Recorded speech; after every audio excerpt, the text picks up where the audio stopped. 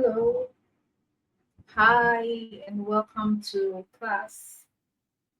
Sorry for the delay. We had a bit of a challenge, but it has been resolved now. Welcome and welcome to English language class. It's good to have you again. If you can hear me clearly, kindly drop a thumbs up so I know that you are with me and you can hear me clearly. All right, thank you. Thank you. All right, without wasting our time, we're just going to move straight into today's class. And we are rounding off on the topic that we started. Thank you. On the topic that we started on punctuation, all right, punctuation and spelling. So we're rounding off on that today. And then we're going to be looking at another topic entirely in the next class. All right, so um okay, so we have today we are going to be looking at capitalization rules. Capitalization rules, then we'll be looking at abbreviation and contractions. And that's how we're going to round off today's class. Okay, so capitalization rules. I'm going to give you some rules on capitalization when you're expected to capitalize. All right, so, and like I've been saying in the other classes, whatever we are doing here, it's not just about the theory. We're trying to make, or we're trying to align whatever we are learning and making them into something practical for us, such that when we get to the examination hall, we are able to recognize that this is what we have learned and we can apply whatever it is we have learned to our examination questions. All right, so I need to say this over and over again. Capitalization, anytime you see Z or S, okay, capitalization, Capitalization. American spellings usually do the Z, while the British spelling usually do the S. So British usually use the S, but when you use the Z in British spelling, it is not wrong. But when you are in an official setting or when you're in a formal setting, make sure you just stick to the British rule. But the American spelling is also accepted in the British spelling. So anytime you see capitalization or any other word that uses the Z or the S, just know that it's the American and the British spelling. All right. So we move into today's class, and that's capitalization rules. And like I mentioned, I'm going to be giving us some rules. We are going to look at some examples such that when you get to your examination or you are able to know what to do, especially when you come across examination questions that has to do with capitalization. All right. So the first rule we are looking at under capitalization is the general one that everyone is used to. The general one that everyone is used to. All right. And it says capitalize the first word in a sentence. Capitalize the first word in a sentence. All right. I'm having that on the board so we can all see it. That's our very first rule. All right. So it says capitalize the first word in every sentence. So whatever sentence you have, any sentence at all, the first word that begin that sentence must be capitalized. And we have an example here. It says she loves reading. Our first example, our first example here is she. All right, that's the first word in this sentence. And because it is the first word in this sentence, it must start with capital letter. All right, so you capitalize the first word in every sentence. That's our first rule under capitalization. All right, under capitalization. All right, the second rule says capitalize proper nouns. Capitalize proper nouns. I'm having that on the board as well so we can all see it. Capitalize proper nouns. All right. So when we talk about proper nouns, we are talking about names of specific, we're talking about specific nouns. We're talking about specific names which are different from the general names. Of course, we know when we talk about general, right, we're talking about boy, but when we talk about specific, we're talking about John, we're talking about Ade, we are talking about Chibuzo, etc., etc. Those are specific names of people and of places. Place is a general term, okay? But when you start mentioning specific places like Nigeria, like London, like Kwara State, like Lagos State, like Abuja, you know that these places are specific, all right? Mount Everest, specific places, okay? Then specific brand names, okay? Apple itself is not supposed to be specific, but because it's a brand name, Apple is a brand name. So since it's a brand name, that means it is specific to that brand. So any proper noun must be capitalized, whether it starts a sentence or it ends a sentence or it's in the middle of a sentence, they must be capitalized. All right. The third one we are looking at, the third rule we are looking at says capitalize days, month, and holidays. Capitalize days, months, and holidays. Capitalize days, months, and holidays. All right. So these are also to be capitalized. When you talk about days, of course, you're talking about days of the week from Monday to Sunday. Then you're talking about months, all right, January to December. Then you're talking about seasons, holidays, rather. You're talking about Christmas, holiday, Easter break, etc. etc. We're not talking about the season that we are in, talking about summer, spring, harmattan, winter, etc. Not that, but holidays like Christmas that are specific to them. All right, we capitalize them. All right, we quickly move to the fourth rule, and the fourth rule says capitalize titles and positions. Capitalize titles and positions. Titles and positions. All right, when we talk about titles, we use titles to address people, right? We use titles to address people. Okay, so when you are using titles and position, I'm trying to have that on the board so that we can see it with the examples, because I don't want us to mix some titles up. All right, so titles and positions, you're going to see it on your screen shortly. Okay,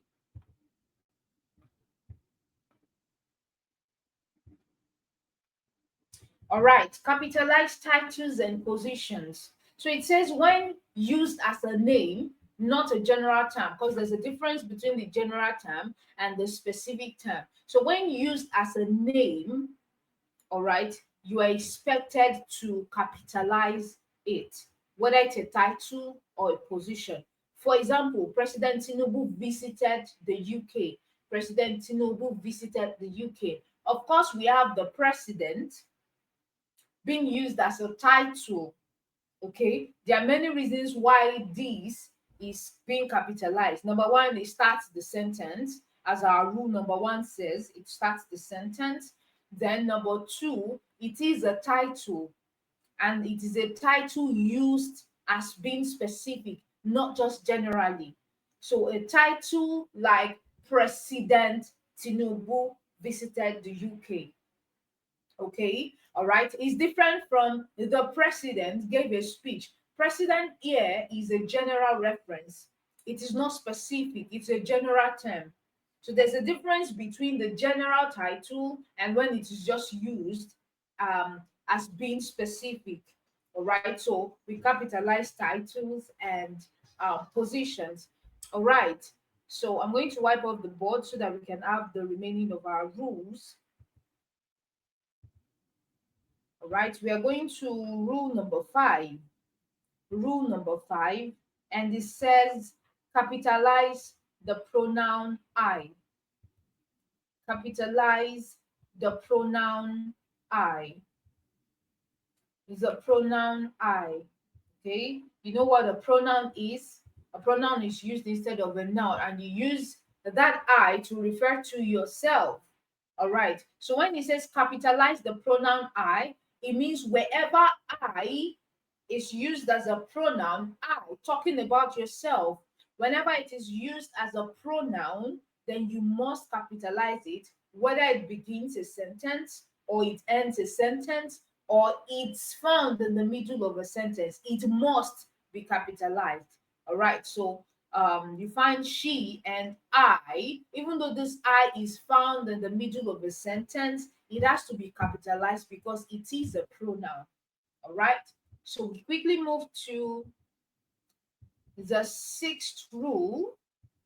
The sixth rule, and our sixth rule says capitalize titles of books, articles, and movies. Okay, capitalize titles of books, articles, and movies. I'm trying to have this here. Capitalize titles of books, articles, and movies. All right. So in when you have a title, maybe the title of a book, the title of a movie, the title of a project, the title of an article, whatever title is it is, whatever important word you can find in that title, it must be capitalized. All right. There are important words and there are non-important words. We call them small words. All right, small words like prepositions and conjunctions, you don't need to capitalize those ones, but you capitalize important words, especially if they are nouns. All right, so you found the lion. If the lion is found in a movie title, it has to be capitalized. Lion has to be capitalized. All right, so when we talk about the small words, if they start a sentence, if you find them at the beginning of the sentence, it means they have to be capitalized. But we are talking about the important words that are found in titles of books, articles, movies, projects, etc.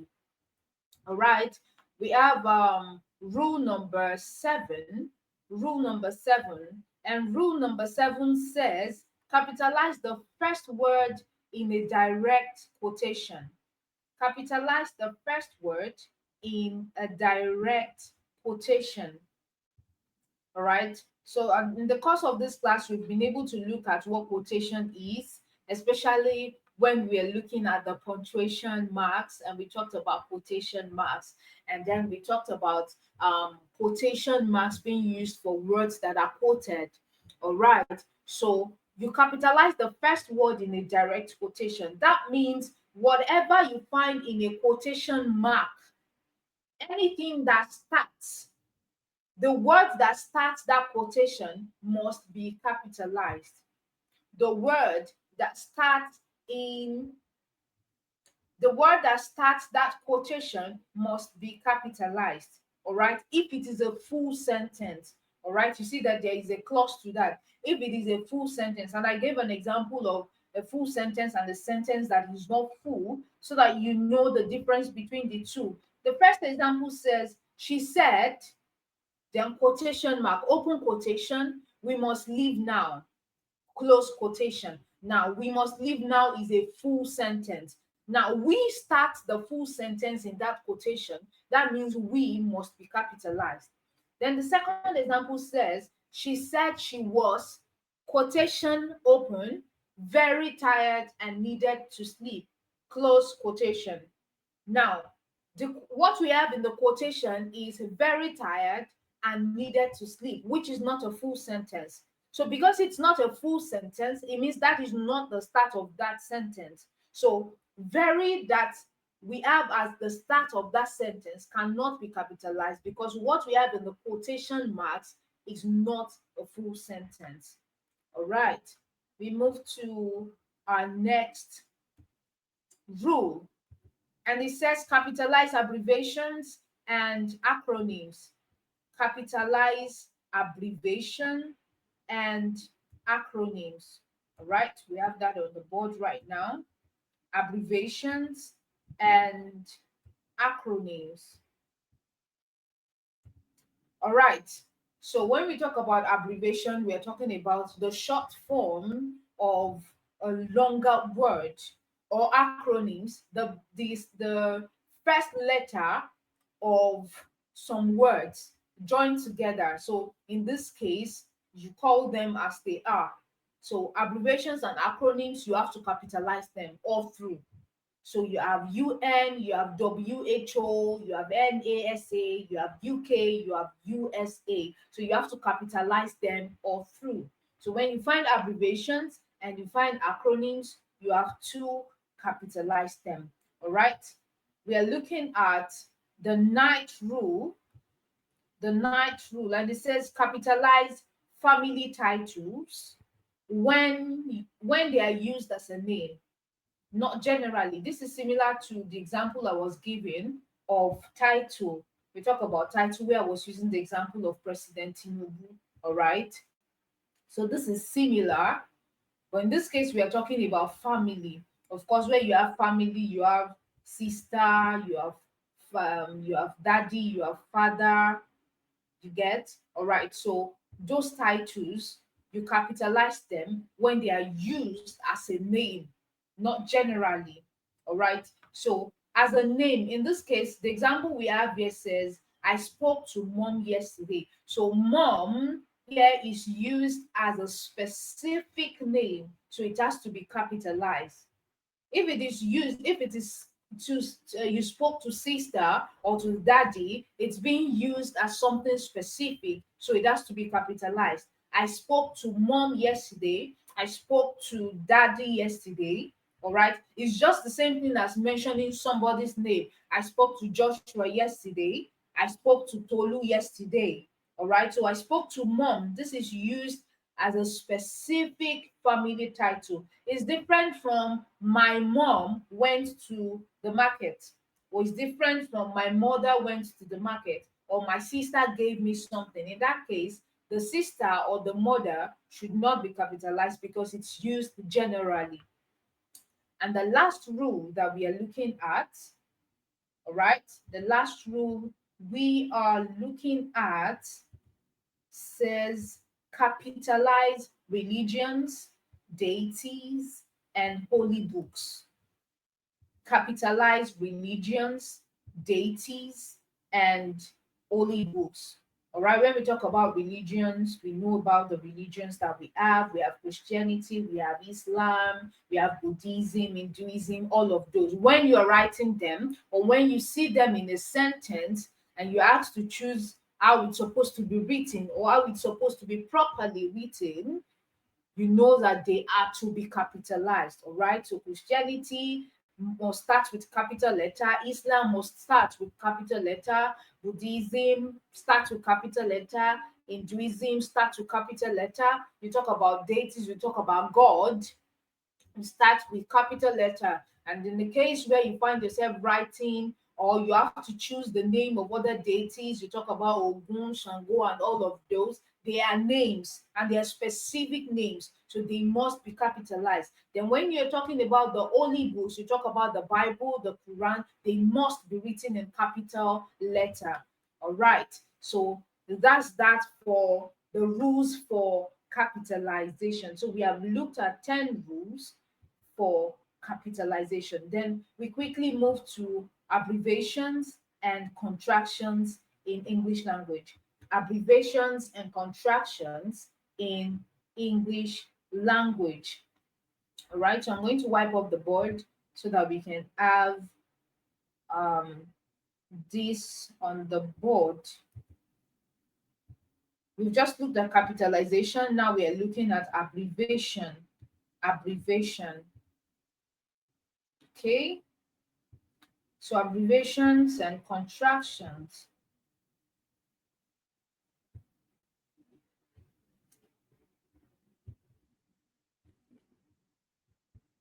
Okay, someone says they can't see the board.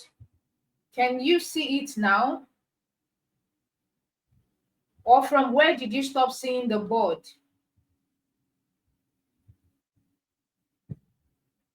You can't see it at all from the beginning of the class. Can you see it now? You can see it now. All right, good. Thank you. All right, so we have abbreviation and contractions in English language.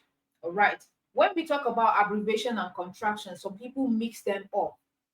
They are both shortened form of words or phrases, but like you can see on the board, they serve different purposes in writing.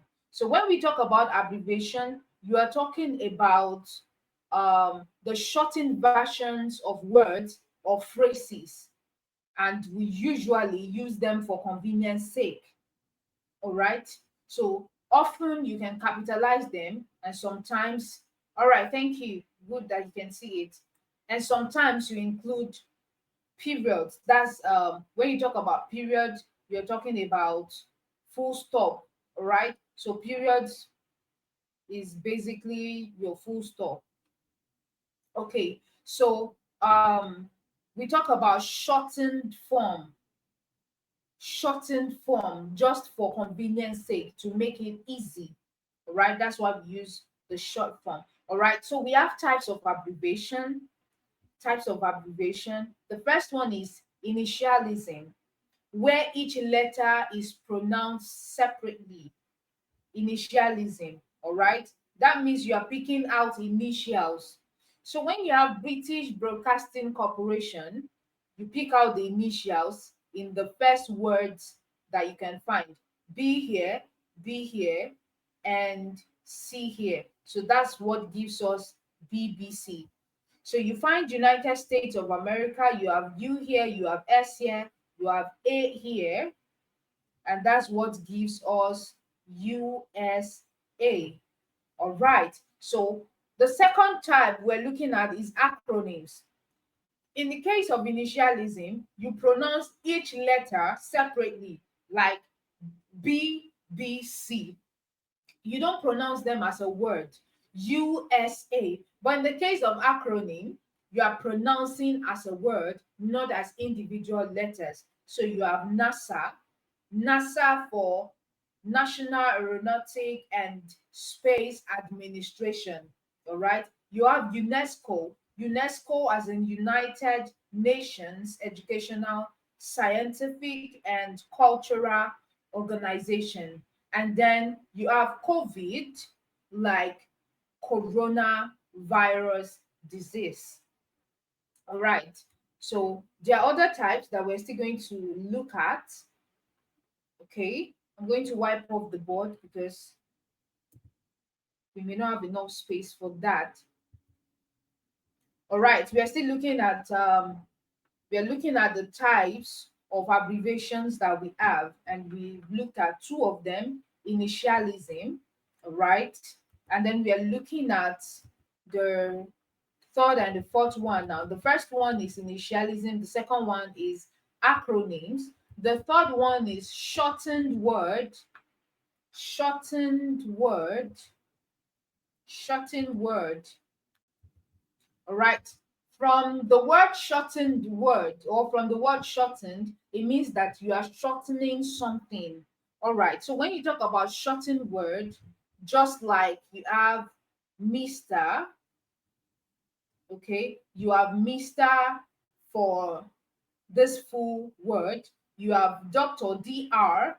for this full word, Avenue, AVE, full stop for this. You have January, we are familiar with this one. January, February, March, we are familiar with all of these ones. Okay, for Sunday, we write something like this. Saturday, we write something like this. All of these are shortened words of a longer word. All right, then the fourth type is Latin abbreviations. Latin abbreviations and we are used to them, we may not just know the full meaning. Of course, we are used to EG, we are used to IE, we are used to ETC, we are used to versus. All right, so we have EG as exemplary gratia. That means, for example, we have IE, that's edest, it means that is. We have ETC, that's etc. It means and so on. Then we have versus, we call it versus, but we write it as VS, which means versus, and that means against. All right. So those are the four types of abbreviations that we have. Then we quickly move to contractions. We quickly move to contractions. When we talk about contractions, contractions are also shortened form. All right.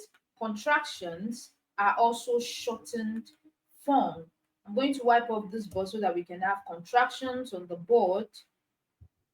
They are also shortened form, just like abbreviation. All right. Just like abbreviation, they are also shortened form. But in this case, you don't use them as abbreviation. Okay, we are going to see the difference between them. All right, when you talk about contractions, you're talking about shortened forms of words where letters are omitted.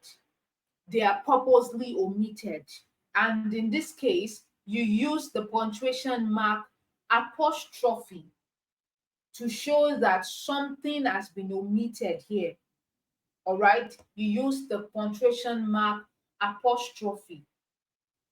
Okay, so we have the common contractions, okay, where we have pronoun plus verb contractions. When you talk about pronoun like I, pronoun like he, pronoun like she, pronoun like they, etc. Then you have verb like am, like is, like are, etc. So you can say I am, and the contracted form is going to be am.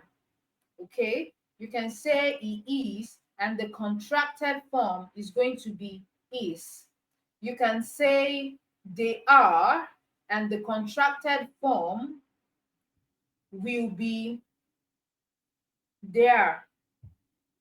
All right. So these are the common contractions for pronoun plus verb contraction. So when you see pronoun plus verb contraction, it means there is a pronoun, okay, plus a verb, okay, and they are to form contraction.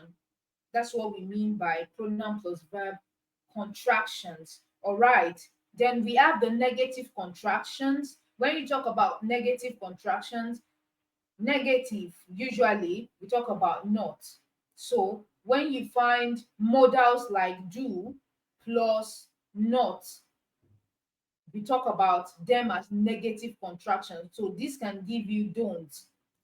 You can have will plus not. This can give you won't. You can have can plus not. This can give you can't. All right, so we have these as negative contractions. We have these as negative contraction. Then you also have the normal modal verb contractions. This second one we looked at is negative contraction, while the third one is the modal verb contraction. All right, when you talk about the modal verb contraction, you can talk about pronoun like I plus would. Would is a modal verb. All right, so I plus would will give you out. So these apostrophes that you find here are to show that some letters are missing or some letters have been omitted and they are on purpose. So these are called the contracted forms of these words. Okay, so you also have example like you have, and it's going to give you you've. He will, you plus will is going to give you ill. Okay, is going to give you ill. So these are contracted forms. All right, you need to take note that contractions are not possessions. Contractions are not possessions. I'm going to wipe this off so that I give you an example of that. We are rounding off the class shortly. All right, so we have possessions, we have contractions. Contractions are what I've just explained, and we have possessions.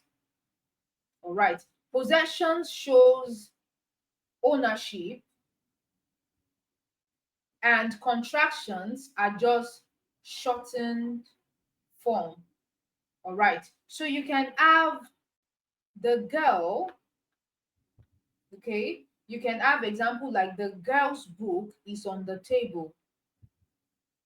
The girl's book is on the table. Let me have that pasted on the board so we can see. The girl's book is on the table.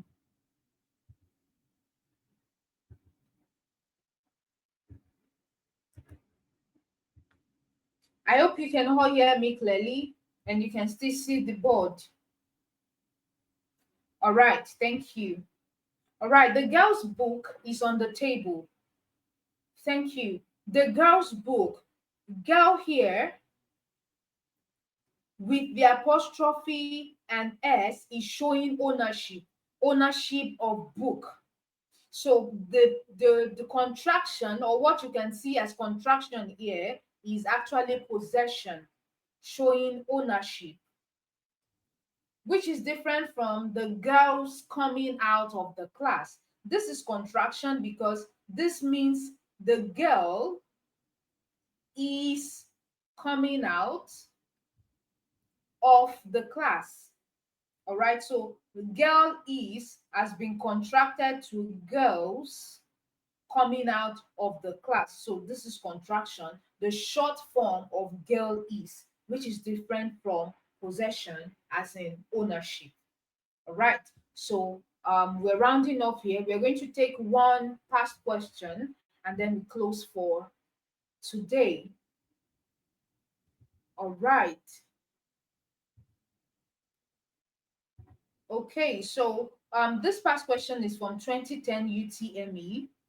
And like I said, or like I do say, you can always find these past questions on the CBT session on the app. All right. So this question says, choose the option that best completes the gap.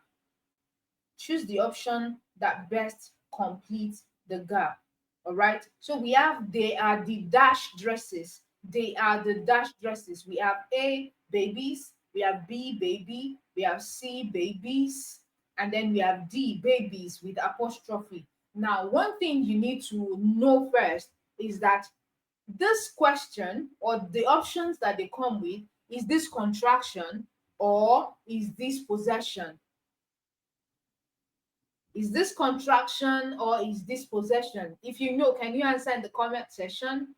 Just say if the options here are showing contraction or showing possession before I give you the answer.